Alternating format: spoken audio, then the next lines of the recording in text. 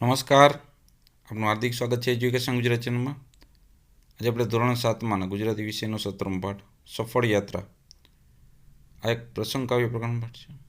એમાં લેખક છે પૂજાલાલ દલવાડી.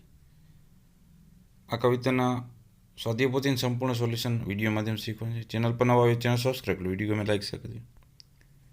પહેલો પ્રશ્ન, નીચેના દરેક પ્રશ્નના ઉત્તર માટે આપેલા વિકલ્પમાંથી સાચો વિકલ્પ શોધીને તેનો ક્રમ અક્ષર પ્રશ્ન સામેલ બોક્સમાં લખો. પહેલો પ્રશ્ન, સફળ યાત્રા કાવ્યના કવિ કોણ છે? તો એ છે પૂજાલાલ દલવાડી. બીજો પ્રશ્ન, અંગાર વરસાવતો આકરો ઉનાળો સાચો અર્થ ધરાવતો વિકલ્પ કયો છે? તે છે ઓપ્શન એ, ઉનાળાનો સખત તાપ આગ વરસાવી રહ્યો છે.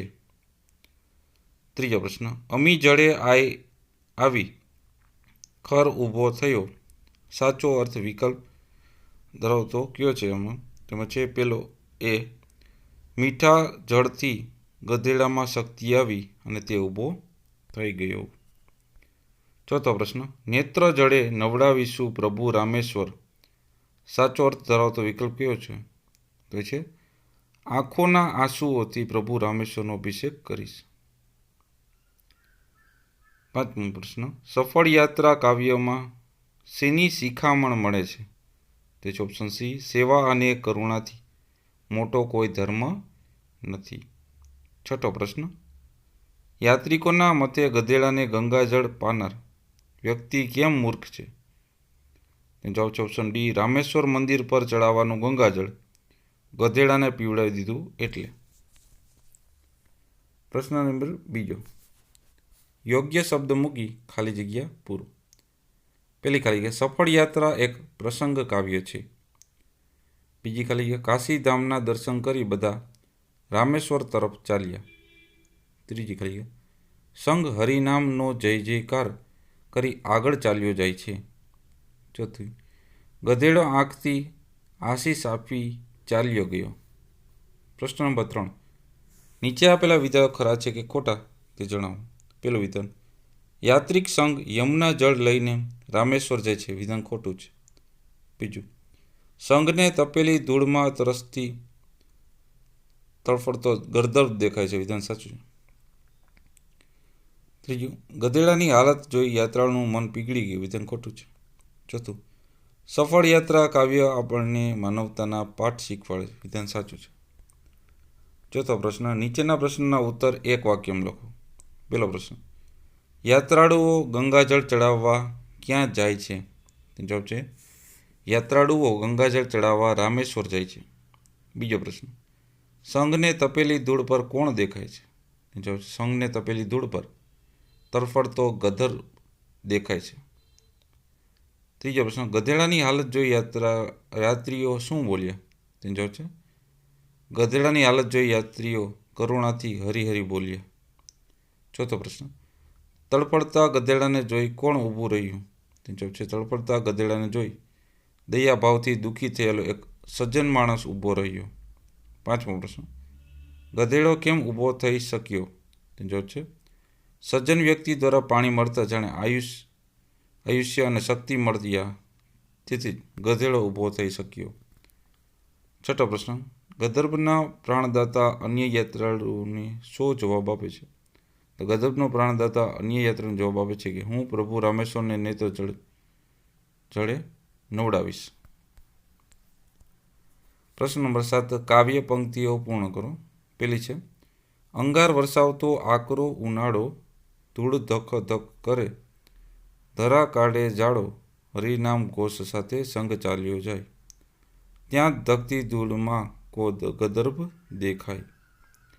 બીજી કાવ્ય પંક્તિ છે, ગધેડાની દશા જોઈ દુઃખી એક જન ઊભો રહ્યો પાસે ગયો પીગળેલ મને મરતાનું માથું ખોળે લીધું ને તહીં ગંગાજળ ખાલી કરી દીધું મુખ મહી.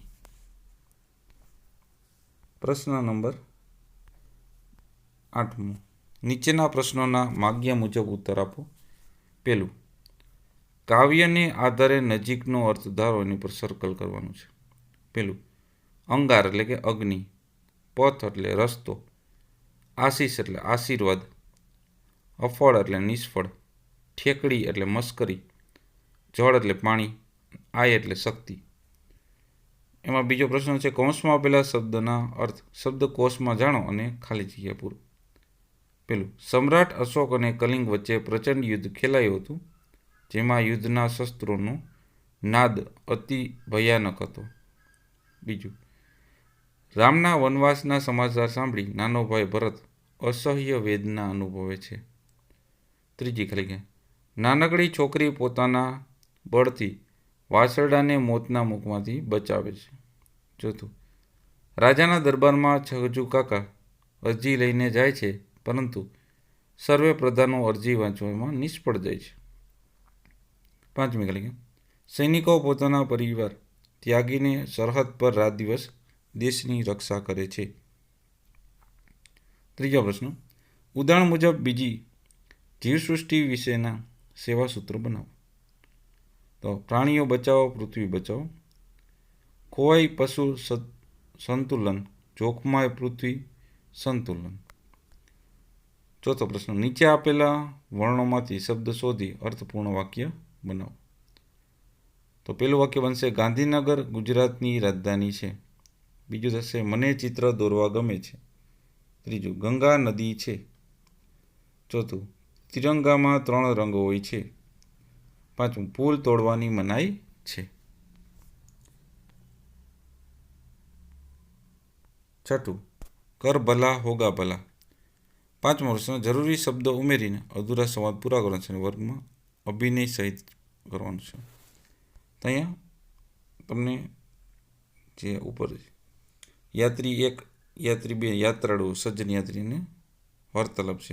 જો બાકી ખાલી જગ્યા પોઝ કરીને વિડીયો લખી લેજો વ્યવસ્થિત. 9મો પ્રશ્ન, નીચેના શબ્દોના સમાનાર્થી શબ્દ લખો. કાશી, બનારસ. ઘોષ એટલે નાદ, ધૂળ એટલે રજ, ગંધર્વ એટલે ખર, જળ એટલે પાણી, વ્યંગ એટલે કટાક્ષ, નેત્ર એટલે આંખો, પથ એટલે રસ્તો, જન એટલે માણસ, કરુણા એટલે દયા, આશીષ એટલે આશીર્વાદ, અમી એટલે અમૃત. પ્રશ્ન નંબર 10, નીચેના શબ્દોના વિરુદ્ધાર્થી શબ્દ લખો. ધરા એટલે ગગન, આકરું એટલે સહેલું, કરુણાનું અકરુણું, પછી આશીષનું સાપ, મૂંગુનું વાચાળ, મૂર્ખનું ડાહ્યો. પ્રશ્ન નંબર 11, નીચેના શબ્દોની જોડણી સુધારીને ફરીથી લખો. તો આ રીતના લખાય, અભિષેક, ગદર્ભ, જીભડી, પીગળેલ, આશીષ અને મૂર્ખતા. પ્રશ્ન નંબર 12, નીચેના આપેલા તળપદા શબ્દોનો અર્થ લખો. ઝાડ એટલે જ્વાળા, ધકેલી તપેલી, આય એટલે આયુષ્ય, વધો એટલે બોલ્યો, ચાલ્યા એટલે ચાલ્યા, અગાડી એટલે આગળ. પ્રશ્ન નંબર 13, નીચેના શબ્દનો શબ્દકોશના ક્રમમાં ગોઠવીને લખો. તો પેલું આ રીતના થશે, અફળ, પછી અભિષેક, ગંગાજળ, ધૂળ, સકળ અને સંગ. બીજું થશે આકરો, આય, કાશીધામ, ખર, વ્યંગ અને સ્થળ. 14મો પ્રશ્ન, નીચેના શબ્દ સમૂહ માટે એક શબ્દ લખો. વારાણસી ધામનું બીજું નામ કાશી. દક્ષિણ ભારતનું તમિલનાડુમાં આવેલ યાત્રાનું ધામ રામેશ્વર. અમૃતરૂપી જળ અમીજળ. યાત્રાળુઓનો સમૂહ સંઘ. ભગવાન પર જળ ચડાવવાનું છે તે અભિષેક. પ્રાણ આપનાર પ્રાણદાતા. પ્રશ્ન નંબર 15, નીચેના રૂઢિપ્રયોગનો અર્થ આપી વાક્યમાં પ્રયોગ કરો. મન પીગળવું એટલે કે દયા આવવી. વાક્ય, રસ્તે જતા ગરીબ માણસને જોઈને મારું મન પીગળી ગયું. આય આવવી એટલે કે હોંશ આવવો. વાક્ય, પાણીથી તરસ છીપાતા ગદર્ભને આય આવી. ત્યારબાદ જે પ્રશ્ન 16મો છે, ફકરાનો વાંચીને પ્રશ્નનો જવાબ આપવાનો. તો જીતી જનાર ટીમનું નેતૃત્વ કોણે કર્યું હતું? તે હતું શૈલેન્દ્રએ. બીજો પ્રશ્ન, મેદાન ઉપર રમવા કોણ નહીં આવ્યું હોય? તો છે પંકજ. ત્રીજો પ્રશ્ન, પ્રારંભમાં એક ટીમના કેટલાક ખેલાડી મેદાનમાં રમવા ઉતર્યા? તો 7. ચોથો પ્રશ્ન, ચઢાઈ કરનાર ખેલાડીનું કૌશલ્ય જણાવો. તો છે પગ વડે સ્પર્શ કરવો. 5મો પ્રશ્ન, હવે અમારો જુસ્સો વધી ગયો. આ વાક્ય કોણ બોલે છે? તો શૈલેન્દ્ર. 6થો પ્રશ્ન, ઘેરો ગાલો સાંકળ રચનામાં કોણ ન હતું? તો હતું કમલેન્દ્ર. 7મો પ્રશ્ન, વિજેતા ટીમનો સત્કાર ક્યાં થવાનો હતો? તો થવાનો જિલ્લા સ્પોર્ટ્સ સ્કૂલમાં. 8મો પ્રશ્ન, દેશમાં જુદા જુદા નામે રમાતી બિનખર્ચાળ લોક રમત કઈ છે? તો એ છે કબડ્ડી. 9મો પ્રશ્ન, સામા પક્ષના કયા ખેલાડીને રમત શૈલેન્દ્રને ખૂબ ગમી? તો છે રમેશની. 10મો પ્રશ્ન, કમલેન્દ્ર, હરેશ, મહેન્દ્ર, ભરત, દિલીપ અને કલ્પેશ કયા 2 કૌશલ્યોમાં નિપુણ છે? તો એ છે રાઇડર અને સ્ટોપરમાં. તો આ તો આપણે આ પાઠના સ્વાધ્યાય પદ્ધતિનું સોલ્યુશન. જોતા રહો એજ્યુકેશન ગુજરાતી ચેનલ. શીખતા રહો. Thank you. આભાર.